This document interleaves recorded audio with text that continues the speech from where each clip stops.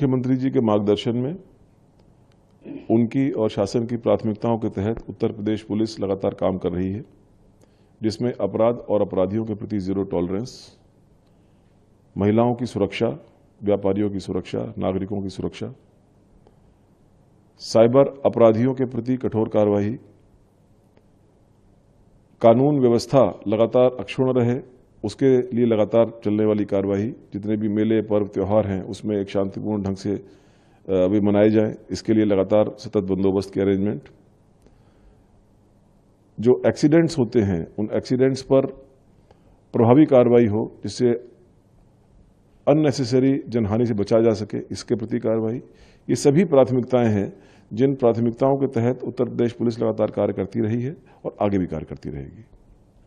Sir, कानून व्यवस्था को बेहतर बनाने के लिए अपराधियों पर लगातार कार्रवाई की जा रही है और गिरफ्तारी भी हो रही है, लेकिन इनकाउंटर पर सवाल उठते हैं सर। कई बार तो टारगेटेड इनकाउंटर भी बताया जाता है सर, क्या? देखिए, ऐसा है कि एक तो एनकाउंटर वर्ड जो है ये एक मीडिया का टर्म है।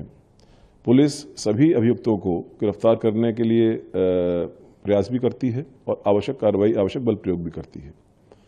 उत्तर प्रदेश पुलिस साल में करीब 6 लाख अपराधियों को गिरफ्तार करती है।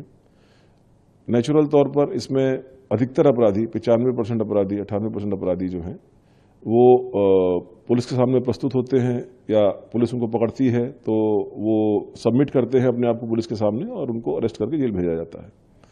कुछ अपराधी ऐसे होते हैं जो या तो काफ़ी ड्रेडेड होते हैं, काफ़ी डेस्परेट टाइप के होते हैं। पुलिस से जब उनको गिरफ्तार करने आती है तो बचने का प्रयास करते हैं, उनके ऊपर फायरिंग करते हैं, जानलेवा हमला करते हैं, तो पुलिस भी जवाबी कार्रवाई करती है। कुछ अपराधी इनमें से घायल भी होते हैं, कुछ पुलिसकर्मी भी हमारे घायल होते हैं, कुछ अपराधी भी मारे जाते हैं, कभी कभी पुलिसकर्मी भी मारे जाते हैं। तो ये कुल मिलाकर ये है कि अपराधी जिस भाषा में बात करता है उत्तर प्रदेश पुलिस उसी भाषा में जवाब भी देती है और उसके लिए पुलिस के हौसले भी बुलंद हैं। तो मेन चीज ये है कि कानून के दायरे में रहते हुए अपराधियों के प्रति कठोरतम कार्रवाई हो, ऐसा अपराधियों के प्रति जीरो टॉलरेंस हो, अपराधों के प्रति जीरो टॉलरेंस हो, इस नीति के तहत पुलिस कार्य कर रही है और करती रहेगी।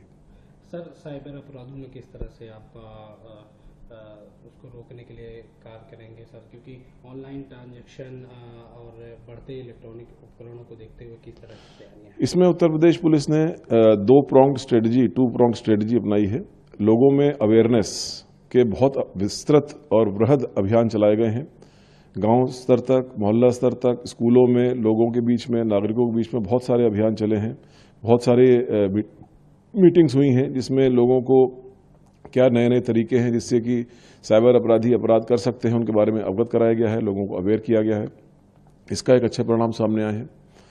इसी के साथ साथ जो केंद्र सरकार के द्वारा, गृह मंत्रालय के द्वारा, प्रदेश सरकार के द्वारा विभिन्न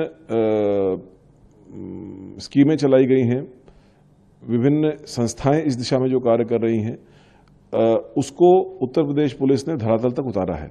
हमारे प्रत्येक थाने पर ट्रेंड कांस्टेबल हैं, ट्रेंड कर्मी हैं, जो साइबर अपराधों में रोकथाम के लिए, उसमें गए हुए पैसे को तुरंत रोकने के लिए जो कदम उठाए जाने चाहिए उसमें जानकार हैं, उसमें पारंगत हैं।